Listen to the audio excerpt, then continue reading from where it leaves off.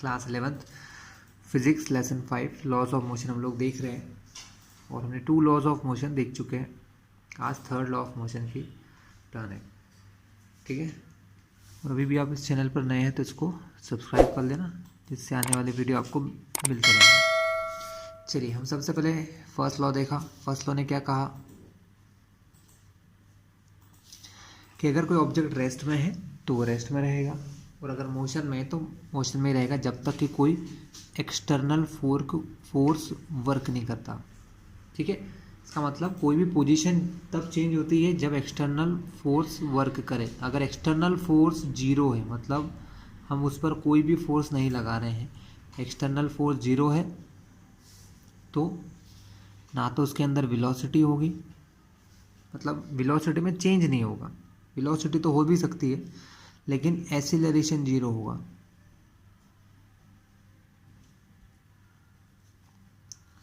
ठीक है। Uniform motion में है तो यूनिफॉर्म मोशन में रहेगा, और अगर रेस्ट में है तो रेस्ट में रहेगा। सेकेंड लॉ ने हमको क्या दिया? सेकेंड लॉ ने हमको रिलेशन दिया, या ये कह लो कि हमें फोर्स निकालने की वैल्यूज़ प्रोवाइड करी। F = ma या F = delta P upon delta T से हम इसकी क्वांटिटाइज्ड वैल्यू क्या निकालना सीखा हमने? इसकी क्वांटाइज्ड वैल्यू निकालना सीखी कि कितनी वैल्यू होती है। और अब हम देखने वाले थर्ड लॉ। थर्ड लॉ क्या कहता है? थर्ड लॉ हमसे ये कहता है कि फोर्स नेवर कम्स अलोन, मतलब फोर्स कभी अकेले नहीं आते हैं। They always comes in pair, मतलब वो हमेशा पेयर में ही आएंगे, फोर्स कभी अकेला नहीं आएगा। कैसा आता है? फोर्स हमेशा पेयर में आते हैं, ठीक है। तो हमें थर्ड लॉ बताता है कि फोर्स कहाँ से आता है और क्यों, मतलब कैसे आता है, कैसे किसी बॉडी के ऊपर फोर्स लगता है। हम इसके बारे में थर्ड लॉ में देखेंगे, ठीक है। तो लॉ हम बाद में देखेंगे। छोटा सा एग्जांपल देखते हैं कि सपोज एक ये बड़ा सा ब्लॉक है, उसी से टच होता हुआ एक छोटा ब्लॉक है। सो क्लास, अगर सपोज हम इस ऑब्जेक्ट को हमारे हैंड्स से या किसी भी तरीके से इसको पुश करते हैं, सपोज कोई व्यक्ति इसको इसे पुश करता है या अपने पैर से भी मान लो किक करता है, तो इस पर इस डायरेक्शन में फोर्स लगाता है, ठीक है। अगर कोई व्यक्ति या पर्सन इस पर इस डायरेक्शन में फोर्स लगाता है तो यहाँ पर कितने फोर्सेज होंगे वो ध्यान से देखिएगा। ये फोर्स तो एक्सटर्नल है जो हमने लगाया है। इस फोर्स की वजह से इस बॉडी में हो सकता है एक्सीलरेशन हो या ना भी हो, ठीक है। अब इस बॉडी पर जब ये फोर्स लगेगा तो ये फोर्स ये ट्रांसमिट करेगा सेकेंड बॉडी पर। इसका मतलब अल्टीमेटली ये जो फोर्स इस पर लग रहा है ना, वो फोर्स ये बॉडी किसको ट्रांसमिट कर रही है? इसको। तो यहाँ पर एक फोर्स लगेगा इस बॉडी पर, ठीक है। ये फोर्स इस पर लगा, इसके टच में ये बॉडी थी, इसने इसको ट्रांसमिट किया। लेकिन जब इस बॉडी ने इस बॉडी को फोर्स दिया या इसको ट्रांसमिट किया, तब इस बॉडी ने भी इसके ऊपर एक फोर्स लगाया, है ना।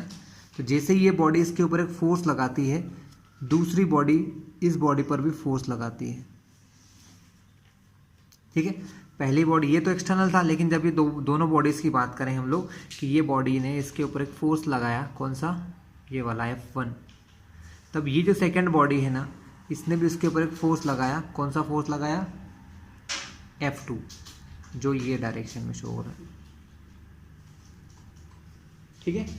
उसी टाइप से जैसे जब हमने इसको अपने हाथ से फोर्स लगाया होगा, तो ये फोर्स हमने इस बॉडी पर लगाया, तब इस बॉडी ने भी, अगर हमारी बॉडी इससे टच हो रही है तो इस बॉडी ने भी हमारी बॉडी पर कोई ना कोई फोर्स अप्लाई किया होगा हमारे हाथ के ऊपर। यानी हर जगह फोर्सेस जो होते हैं ना, वो पेयर में आते हैं। कैसे आते हैं? पेयर में आते हैं, ठीक है। तो पेयर वाले फोर्सेस हमेशा एक बॉडी पर काम नहीं करते। यहाँ पर आप देख रहे होंगे 2 फोर्सेस लग रहे हैं। फिर से इस ब्लॉक को बना लें। तो एक फोर्स जो यहाँ लगा है, ये फोर्स किस ऑब्जेक्ट पर लग रहा है? इस स्मॉलर ऑब्जेक्ट पर। और जो दूसरा फोर्स है वो इस बॉडी पर लग रहा है। ये फोर्स क्या करेगा? इस ऑब्जेक्ट को राइट साइड को शिफ्ट करेगा।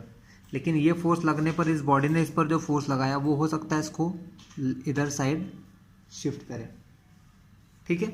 तो ये दोनों फोर्सेस है ना जो है वो कभी एक बॉडी पर नहीं लगते हैं, both forces work on opposite body, अलग अलग बॉडी पर या दूसरी बॉडीज पर लगते हैं। तो यहाँ से एक सिंपल सा लॉ न्यूटन ने निकाला था। उन्होंने क्या कहा था, उन्होंने बोला था फॉर एवरी एक्शन, यहाँ क्या हुआ, इस ऑब्जेक्ट ने इस पर एक एक्शन किया, मतलब एक फोर्स लगाया, एक्शन का मतलब फोर्स, ध्यान रखना। तो इस ऑब्जेक्ट ने इस पर एक फोर्स लगाया, एक एक्शन किया, ठीक है। तो फॉर एवरी एक्शन, इस फोर्स के कारण इस ऑब्जेक्ट ने भी इस पर एक फोर्स लगाया। For every action there is always an equal, मतलब इसके बराबर ही रिएक्शन फोर्स लगता है, जितना फोर्स इसके ऊपर लगाता उतना ही फोर्स इसके ऊपर लगाएगा। Always an equal and opposite reaction. Action and reaction are the forces, ध्यान रखना एक्शन और रिएक्शन क्या है, फोर्स है। इसका मतलब अगर मैं किसी ऑब्जेक्ट पर फोर्स लगाऊं तो वो ऑब्जेक्ट भी हम पर, हमारे ऊपर फोर्स लगाएगा। हर जगह फोर्सेस कैसे होते हैं, हर प्लेस पे फोर्सेस स्टूडेंट पेयर में आएंगे, फोर्सेस सिंगल नहीं आता है, फोर्स पेयर में आते हैं। अगर आप एक ऑब्जेक्ट पर फोर्स लगाते हैं वो ऑब्जेक्ट भी आप पर उतना ही अपोजिट फोर्स लगाएगा, ठीक है। लेकिन उसका इफेक्ट कितना होता है वो डिपेंड करता है ऑब्जेक्ट के शेप और साइज के ऊपर, ठीक है। एक बड़ा सा स्टोन आता है और एक छोटे, इससे चलते हुए आ रहा है, घूमते घूमते एक छोटे स्टोन से टकराएगा, तो क्या होगा, बड़ा स्टोन अपना जितना फोर्स छोटे स्टोन पर लगाएगा उतना ही फोर्स ये छोटा स्टोन बड़े स्टोन पर भी लगाएगा। लेकिन बड़े स्टोन का साइज बड़ा है तो उसको छोटे से फोर्स से कोई फर्क पड़ेगा क्या स्टूडेंट, नहीं पड़ेगा। लेकिन जितना फोर्स इसको दिया जा रहा है उतना ही फोर्स अगर इस छोटे से ऑब्जेक्ट को देंगे तो इसके अंदर बहुत सारी मोशन आ जाएगी, ठीक है। फॉर एग्जाम्पल हम लोग फुटबॉल किक करते हैं खेलते समय, तो फुटबॉल हमारे एक पैर के किक से बहुत दूर चली जाती है, लेकिन वही फुटबॉल उतनी स्पीड से किसी बच्चे को लगेगी या किसी बड़े व्यक्ति को लगेगी तो वो ज़्यादा से ज़्यादा ये होगा कि गिर सकता है, लेकिन मोशन में नहीं आएगा। तो इसका रीज़न क्या है, फोर्सेस तो दोनों बराबर लगाते हैं, लेकिन डिफरेंस ये है कि साइज और मास अलग होने की वजह से वो ऑब्जेक्ट में मोशन नहीं हो पाती है, ठीक है। चलिए हम इसको और एग्जाम्पल देखते हैं आगे।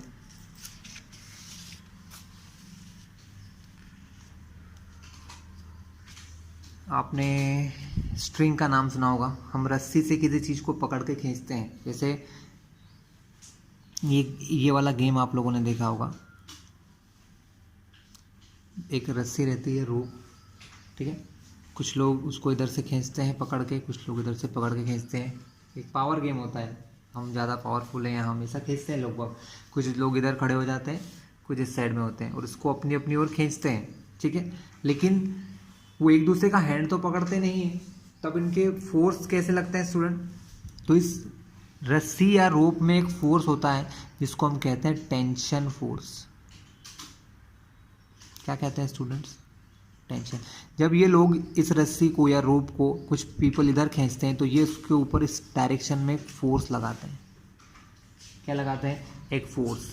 लेकिन उतना ही अपोजिट फोर्स या टेंशन जो रस्सी है ना वो अपोजिट डायरेक्शन में लगाती है, टेंशन में, ठीक है। सेम यहाँ पर भी ऐसा होता है, ये लोग इस पर फोर्स इस तरफ लगाते हैं और ये रस्सी भी इसमें इस तरफ टेंशन अप्लाई करती है। इसका मतलब हर जगह पे आपको दो फोर्स देखने को मिलेंगे, क्योंकि ये दोनों फोर्स अभी क्या होता है, ये दोनों जो टेंशन फोर्स हैं एक दूसरे से कट हो जाते हैं, तो मेनली यहाँ पर दो ही फोर्स रहते हैं, एक ये वाला जो ये लोग अप्लाई करते हैं और एक ये वाला जो इधर खड़े हुए लोग इसको खींचने में लगाते हैं, ठीक है। रोप का एक और एग्जांपल देखते हैं स्टूडेंट, पुली आपने सुना होगा, पुली क्या होती है, पुली मतलब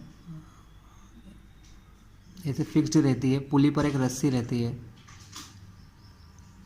हो सकता है बहुत बार दोनों साइड भी रोप रहती है, कभी कभी एक रोप यहाँ पर फिक्स होती है एक तरफ रोप चलती है।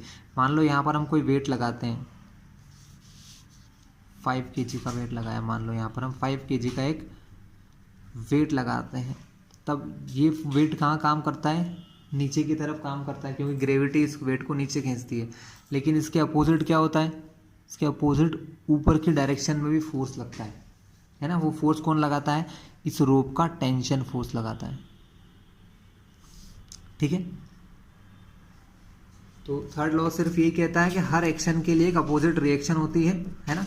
कहीं पर आपने कोई फोर्स लगाया है तो उसका अपोजिट फोर्स है ना हमारे ऊपर भी लगेगा। हम जब अर्थ के ऊपर चलते हैं तो अपने पैरों से ज़मीन को पुश करते हैं और जितने फोर्स हम पुश करते हैं उतने फोर्स से वो भी हमको पुश करते हैं। ठीक है, तो ये एक्शन रिएक्शन फोर्स की वजह से ही हम लोग ज़मीन पर चल पाते हैं। तो क्लास जब भी आपका स्टेटमेंट लिखने को आएगा तो आप क्या कहोगे? अब हम थोड़ा सा स्टेटमेंट लिख लेते हैं थर्ड लॉ का। थर्ड लॉ ऑफ मोशन का स्टेटमेंट वही है जो मैंने पीछे लिखवाया था। For every action there is an equal and opposite reaction. यहाँ रिएक्शन और एक्शन का मतलब फोर्स है कि अगर हम किसी ऑब्जेक्ट पर फोर्स लगाते हैं यानी कहीं कोई फोर्स लग रहा है तो उतना अपोजिट फोर्स भी लगता है स्टूडेंट। ठीक है, सपोज यहाँ पर 2 ब्लॉक मान लेते हैं।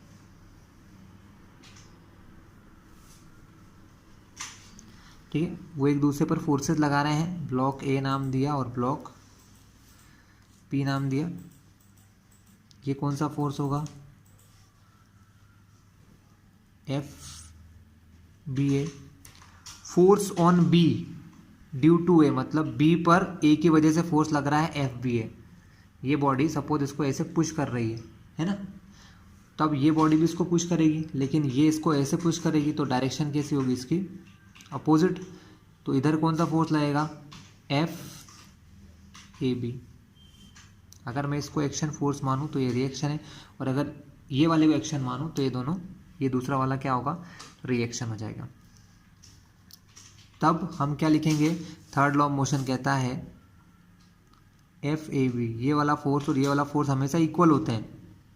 एक्शन रिएक्शन फोर्स कैसे होते हैं? इक्वल होते हैं, बट इक्वल तो हो गए लेकिन अपोजिट डायरेक्शन में होते हैं। अगर ये प्लस है तो ये हमको क्या मानना पड़ेगा? Minus. F A B is equals to minus F B A. Clear है क्लास? सिर्फ यही है हमारा third law. F B A force on B due to A, B पर एक फोर्स लग रहा है ए की वजह से, वैसे ही F A B force on A due to B, दोनों एक दूसरे से अपोजिट है और इक्वल है, तो अपोजिट के लिए माइनस लगा दिया, इक्वल है वो तो हमने दिखाई दिया है। कुछ इंपॉर्टेंट पॉइंट्स लिख लेते हैं क्लास इसके।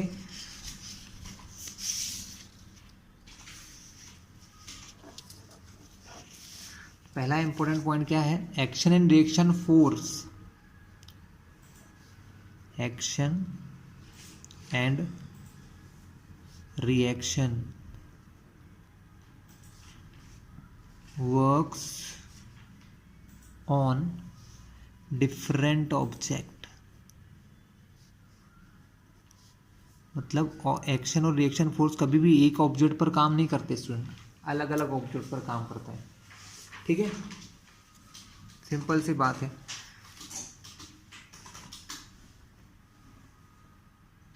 हमने इस ब्लॉक को पुश किया, ठीक है, तो इस पर फोर्स किस तरफ लगा?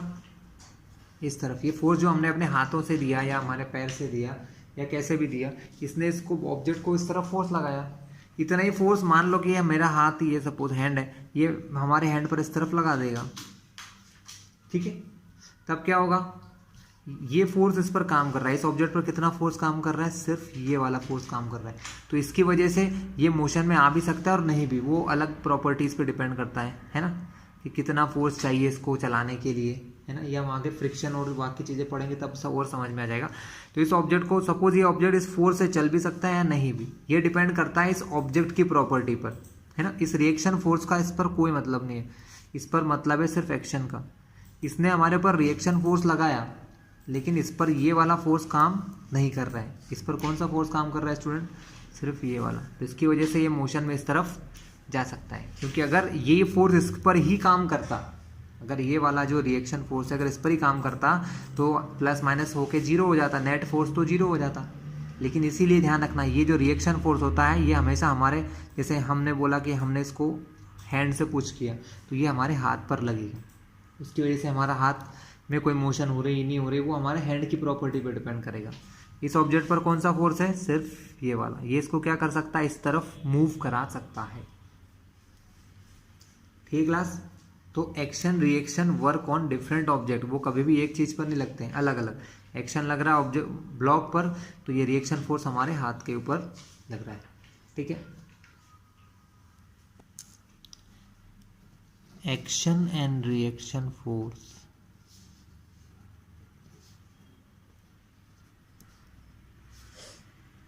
works on non-contact force also, non-contact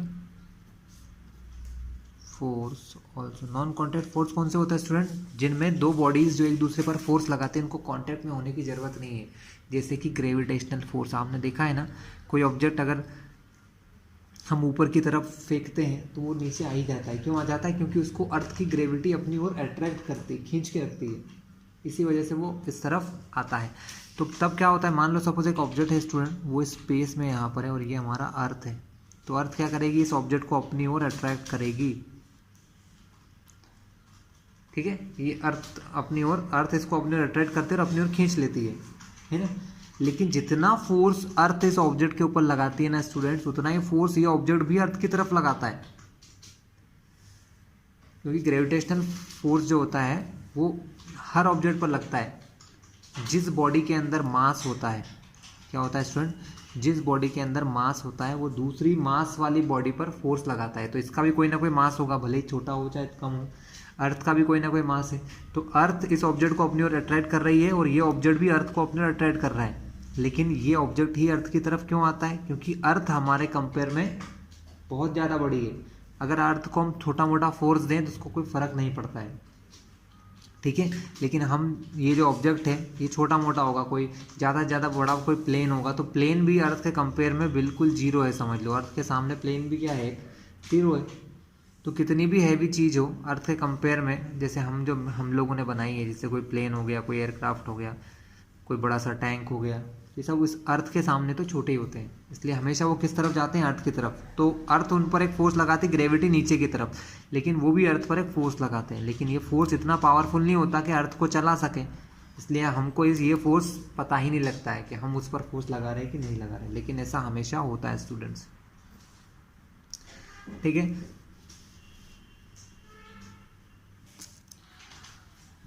तो क्लास एक्शन रिएक्शन फोर्स दोनों जगह एप्लीकेबल है। एक्शन रिएक्शन फोर्सेस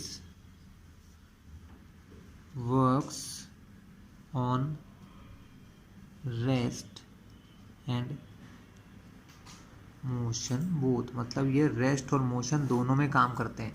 अगर ऑब्जेक्ट रेस्ट में है तो भी उस पर फोर्स लगता है तो उसका अपोजिट रिएक्शन फोर्स लगेगा, और अगर ऑब्जेक्ट मोशन में है और तब भी उस पर कोई एक्शन होता है तो तब भी वो उसका रिएक्शन फोर्स अप्लाई करेगा। यानी ये काम एक्शन रिएक्शन फोर्स दोनों जगह पर एप्लीकेबल है। ठीक है क्लास, कुछ कॉमन एग्जांपल्स देखते हैं थर्ड लॉ ऑफ मोशन के। क्या है कुछ कॉमन एग्जांपल,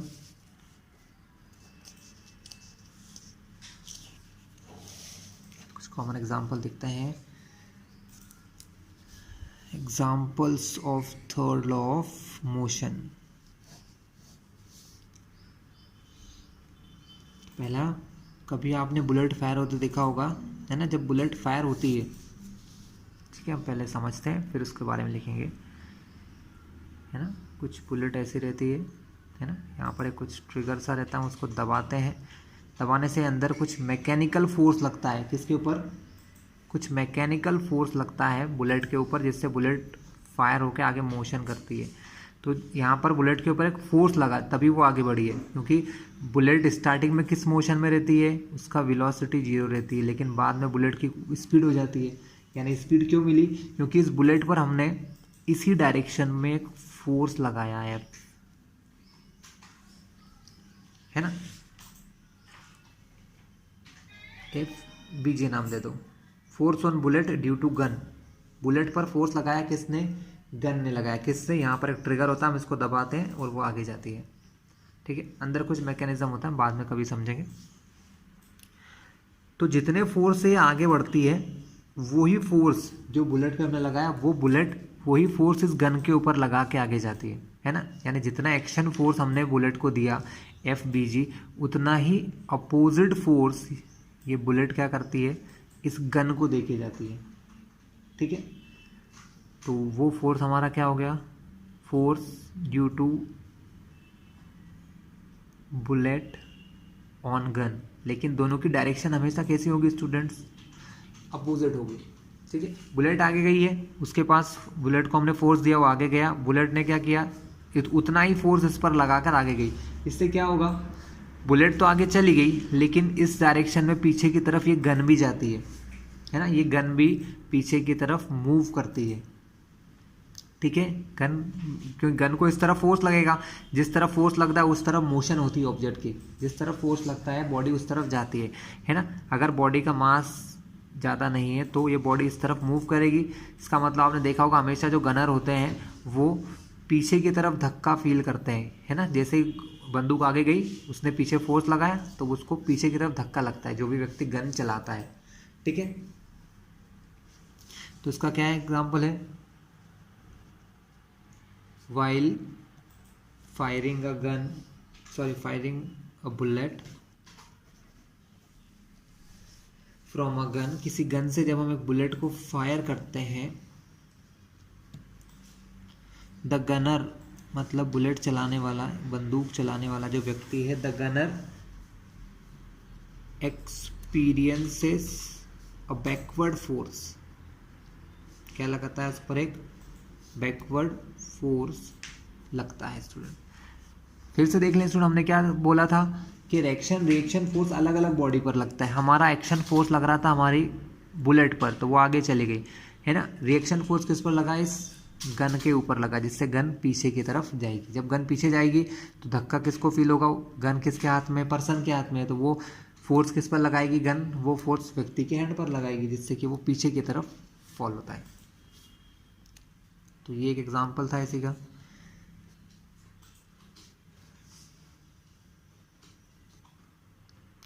फ्रेंड, कोई भी पर्सन जो आगे की तरफ जाना चाहता है या ऊपर की तरफ जंप करना चाहता है, वो हमेशा अपने पैरों से ज़मीन को यानी अर्थ को नीचे की तरफ धकाता है। आपने कभी देखना, जब आप रन करते हैं या आप हाई जंप या लॉन्ग जंप करते हैं, तो आप क्या करते हैं, ज़मीन को या अर्थ को प्रेस करते हैं। जितने फोर्स से आप ज़मीन को प्रेस करते हैं, उतने ही फोर्स से ज़मीन भी आपको प्रेस करती है और आप आगे की तरफ बढ़ते हैं। ठीक है, अगर आपको कभी भी हाई जंप करना, मतलब अपने प्लेस पे अगर आपको कूदना है, तो आप क्या करोगे, आप कभी भी खड़े खड़े नहीं कूदोगे, आप पहले बैठोगे, है ना। पर्सन पहले क्या करता है, बैठता है और फिर ज़मीन पर फोर्स लगाता है ना। ज़मीन पर जैसे फोर्स लगाता है, ज़मीन अर्थ भी उस पर फोर्स लगा के उसको ऊपर की तरफ पुश करती है। ठीक है, आप देखिएगा हमेशा ऐसा ही होता है कि जब भी कोई पर्सन नीचे ज़मीन पर ज़ोर से पुश करता है ना, तभी वो ऊपर जा पाता है। कभी आपसे कहें कि आपको हाई जंप करना है, तो आप डायरेक्टली नहीं करोगे, खड़े खड़े जंप कर दो, आप पहले थोड़ा सा नीचे झुकोगे, जिससे कि आप ज़मीन पर ज़्यादा फोर्स लगा सको, उसके बाद ही आप ऊपर जंप करते हैं। स्टूडेंट्स, हम कैसे मूव कर पाते हैं, कैसे चल पाते हैं, इसको हम थोड़ा सा डायग्रामेटिकली समझ लेते हैं। सपोज इट इज़ लैंड, ये ज़मीन है, एक पर्सन जो होता है उसका फीट कुछ ऐसा होता है, इसका पैर, है ना। जब वो पर्सन चलता है तो कैसे चलता है स्टूडेंट, अपने पूरे पैर रखता है ज़मीन पर, लेकिन जब वो आगे बढ़ना होता है उसे, जब हम खड़े रहते हैं तो हमारा पैर कुछ ऐसा ही रहता है, लेकिन जब हम चलना चाहते हैं, या दौड़ना चाहते हैं, तो हम सबसे पहले किधर से फोर्स लगाते हैं, हमारे पैरों के जो आगे वाला हिस्सा है इससे फोर्स लगाते हैं। हमेशा ध्यान, आप कभी भी देखिएगा, जब आप दौड़ते हैं तो आपकी जो पीछे का पार्ट है ना पैर का, ये ज़मीन को कम ही टच करता है, टच तो करता है लेकिन थोड़ी सी देर के लिए, लेकिन ज़्यादा देर तक कांटेक्ट में कौन सा पार्ट रहता है, आपके पैर का, है ना, आगे का हिस्सा, है ना। और पीछे का हिस्सा ऐसे ऊपर जाने लग जाता है। ऐसे चलते हैं आप, ऐसे पैर रखते हैं तो ये पैर थोड़ा सा नीचे की तरफ आता है और ये पैर आगे बढ़ता है, फिर हम आगे पैर रखते हैं। तो कुल मिला के हम जो फोर्स लगाते हैं ना अर्थ के ऊपर हमारे पैरों से, वो ऐसा नहीं होता है। थोड़ा सा स्लैंटिंग होता है, हम कुछ इस डायरेक्शन में फोर्स लगाते हैं, किसी एंगल पर फोर्स लगाते हैं हमेशा, ठीक है। इस प्रकार स्लैंटिंग वे में हम फोर्स लगाते हैं। तो जब हम अर्थ पर इस डायरेक्शन में फोर्स अप्लाई करेंगे हमारे पैरों से, हमारा पैर क्या होता है ऐसे रखते हैं और हमारा ये वाला पार्ट आगे की तरफ बढ़ने लग जाता है, इसलिए हमारा फोर्स क्या होता है, किसी एंगल के थ्रू लगता है, थीटा के थ्रू। तब अर्थ भी क्या करेगी, अर्थ भी हमारे ऊपर रिएक्शन फोर्स लगाएगी। और रिएक्शन फोर्स कैसा होता है, इक्वल और अपोजिट। यानी अगर एक्शन फोर्स थीटा एंगल के साथ यहाँ लग रहा है तो रिएक्शन फोर्स भी ऐसे थीटा एंगल के साथ यहाँ से थीटा एंगल बनाते हुए ये हमारा रिएक्शन फोर्स आ जाएगा, अपोजिट और इक्वल। लेकिन ये जो फोर्स है ना, ये एक एंगल के थ्रू लग रहा है और फोर्स कैसी क्वांटिटी होता है, वेक्टर क्वांटिटी होता है। तब इसके दो कंपोनेंट होते हैं स्टूडेंट। दो कंपोनेंट कौन से होते हैं, एक होता है ऐसे वर्टिकल, मैं बता चुका हूँ पहले भी आप लोगों को, और एक होता है हॉरिजॉन्टल। इस हॉरिजॉन्टल फोर्स को कहते हैं आर कॉस थीटा, और ये जो वर्टिकल कंपोनेंट होता है आर साइन थीटा। इन दोनों के कुछ काम होते हैं। ये आर साइन थीटा जो होता है ना, हमारी बॉडी को बैलेंस बनाए रखता है। बैलेंस मतलब कि हमारा पैर ज़मीन में नहीं जाता है ना। हमने ज़मीन को प्रेस किया तो ज़मीन ने हमको इस फोर्स से प्रेस करके हमारे पैर को बैलेंस कर दिया, ठीक है। जहाँ पर ये वाला रिएक्शन फोर्स नहीं होता है वहाँ पर हमारा पैर नीचे फिसल जाता है। जैसे कि सैंड में, जब आप रेत में चलते हो तो क्या होता है, रेत में प्रॉपर कांटेक्ट नहीं हो पाता, क्योंकि ज़मीन कैसी रहती है, रेत जो रहती है वो डिस्प्लेस हो जाती है। तब हमको ये आर साइन थीटा नहीं मिलता और हमारा पैर क्या होता है, ज़मीन में धंसता चला जाता है।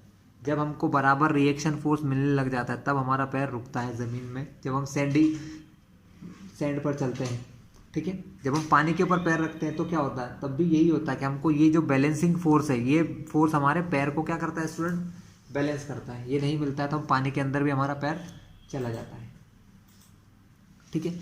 और ये जो आर कॉस थीटा होता है ये हमारी बॉडी को या हमारे पैर को आगे जाने में हेल्प करता है। तो इस आर कॉस थीटा से हम लोग फॉरवर्ड डायरेक्शन में मूव करते हैं, ठीक है। एक और कॉमन एग्जांपल है, कभी आप लोग बोट या नाव के ऊपर चढ़े होंगे। जब हम नाव पे से हमारे शोर, यानी जैसे सपोज ये नाव है, यहाँ पर थोड़ा पानी है, हम इस किनारे पर शोर पर कूदना चाहते हैं तो हम क्या करते हैं, हम हमारे पैरों से इस नाव को या शिप को बैक डायरेक्शन में धकाते हैं। हम फोर्स लगाते हैं हमारे पैरों से, हम हमारे पैरों से फोर्स लगाते हैं किस पर, इस बोट पर, बैक डायरेक्शन में, और फिर जंप करते हैं, ठीक है। अगर कोई व्यक्ति प्रॉपरली जंप ना करे देन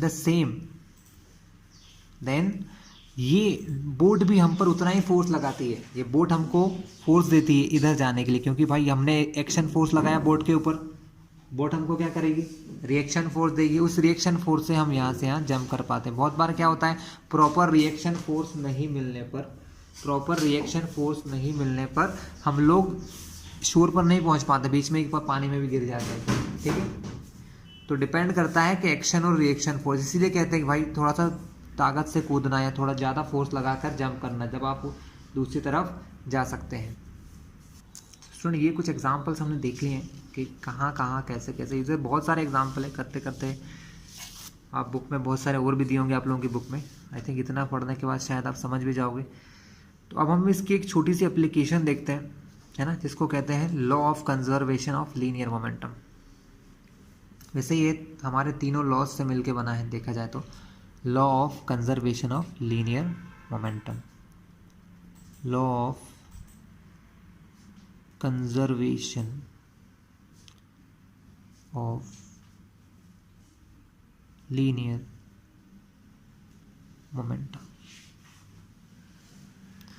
सेकेंड लॉ ने क्या कहा, सेकेंड लॉ ने ये कहा कि अगर आप कोई फोर्स लगाते हैं तो फोर्स किसके प्रोपोर्शनल होता है, हमने क्या पढ़ा था, फोर्स प्रोपोर्शनल होता है change in momentum with respect to time. इसका मतलब है अगर फोर्स लगाओगे तो मोमेंटम चेंज होगा, लेकिन अगर फोर्स नहीं लगाओगे तो मोमेंटम में चेंज नहीं होगा। साफ साफ इक्वेशन क्या कहती है, हमने क्या देखा, F जो होता है वो delta P upon delta T के प्रोपोर्शनल होता है। अगर फोर्स नहीं होगा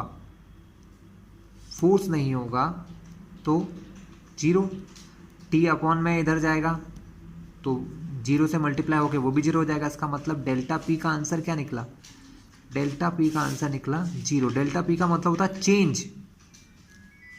चेंज का मतलब होता है, डेल्टा P का मतलब होता है चेंज, और चेंज मतलब कि P बदल रहा है। लेकिन यहाँ P बदल रहा है क्या, नहीं, P तो 0 बोल दिया उन्होंने। ये P 0 नहीं है, ये डेल्टा P 0, मतलब P में कोई चेंज नहीं होगा। अगर कोई चीज़ में चेंज नहीं होता है ना तो उसको कहते हैं कि वो कंजर्व्ड है। कैसा है, जैसा है वैसा ही है। ठीक है, तो इसका मतलब सिंपल से ही है, law of conservation of linear momentum क्या बोलता है कि हमारा अगर एक्सटर्नल फोर्स नहीं है, if external is 0, F external is 0, then there is no change in momentum. तो मोमेंटम में क्या होगा, कोई भी चेंज नहीं होगा, तो डेल्टा पी भी क्या होगा, 0 होगा। लिख लेते हैं इसको, in the absence of external force की एब्सेंस में the linear momentum of a system is conserved. तो वो कंजर्व्ड रहता है, मतलब सेम रहता है। ठीक है, इसका मतलब डेल्टा पी 0, या ये कह लो कि जो P है मोमेंटम है वो हमारा कांस्टेंट रहता है स्टूडेंट, कांस्टेंट यानी एक जैसा बना रहता है। तो स्टूडेंट इसका एग्जांपल अगर हम देखें तो हमने क्या देखा कि दो कोलिजन अगर हम लें तो कोलिजन इसका एक अच्छा एग्जांपल होता है समझने के लिए। कंजर्वेशन ऑफ लीनियर मोमेंटम के लिए कोलिजन बेस्ट एग्जांपल है। सपोज कि कोई ऑब्जेक्ट है, एक ऑब्जेक्ट ए है, एक ऑब्जेक्ट बी है, इनके इनिशियल मोमेंटम पी ए और पी बी है। क्या है स्टूडेंट, पी ए और पी बी उनके इनिशियल मोमेंटम है ना। अब क्या हुआ, ये दोनों एक दूसरे से कोलाइड करा, ये दोनों एक दूसरे से ऐसे चलते चलते कहीं ना कहीं जाकर टकरा गए। ये दोनों टकरा गए, तब क्या हुआ, इस ऑब्जेक्ट ने इस पर एक फोर्स लगाया होगा। मान लो वो फोर्स हमारा कितना हो गया, F B A, force on B due to A. और इसने जब इस पर फोर्स लगाया, जब ये टकराए होंगे, मान लो टकराए होंगे तो यहाँ पास पास आ गए होंगे ऐसे, है ना। तब इसने इस पर एक फोर्स लगाया होगा, उतना ही फोर्स इसने भी इस पर लगाया होगा, तो वो हो जाएगा एफ ए बी। हमने क्या लिख रखा है कि एफ ए बी और एफ बी ए कितना होता है, F A B is equal to minus F B A, ये हम पहले ही पढ़ चुके हैं। सपोज ये फोर्स कितने समय तक लगा, ये फोर्स लगा डेल्टा टी टाइम तक। स्टूडेंट कितने टाइम तक लगा, अगर ये फोर्स लगा हमारा डेल्टा टी टाइम तक, फोर्स लगने से हो सकता है इनकी वेलोसिटी चेंज हो जाए या कुछ और काम हो जाए, है ना, कोई रुक जाए, कोई ज़्यादा स्पीड से हो जाए, तो नया मोमेंटम जो बनेगा, नया मोमेंटम सपोज इसका पी ए डैश बन रहा है और इसका नया मोमेंटम क्या बन रहा है, पी बी डैश बन रहा है। तो F A B is equal to F B हमने पहले ही पढ़ रखा है।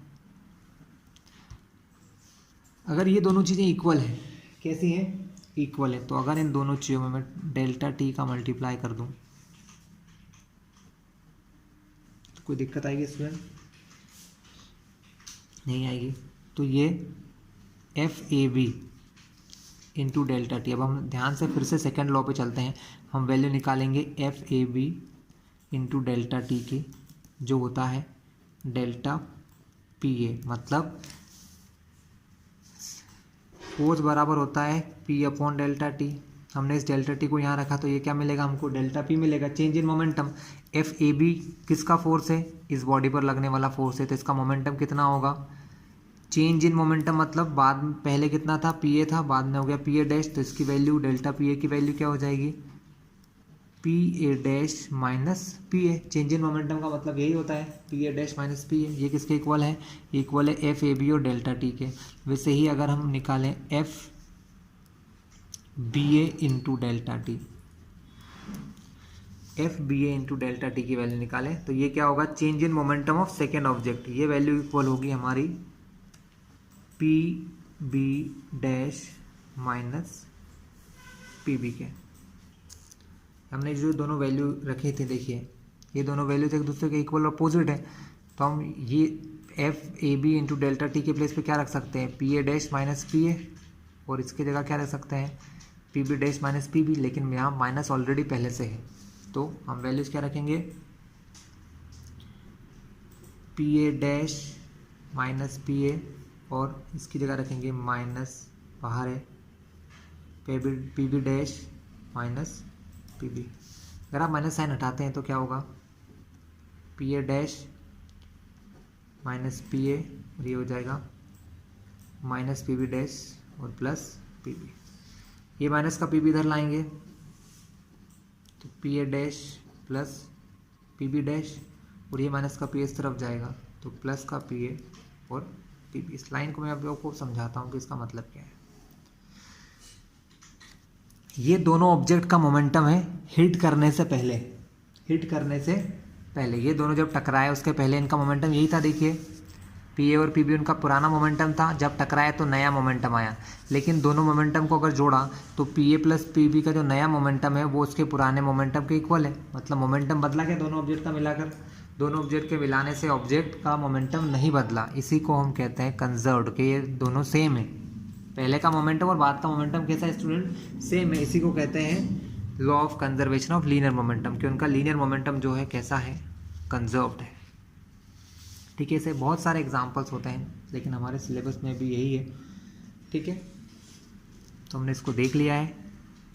सो क्लास, आज का वीडियो हमारा यहीं फिनिश होता है।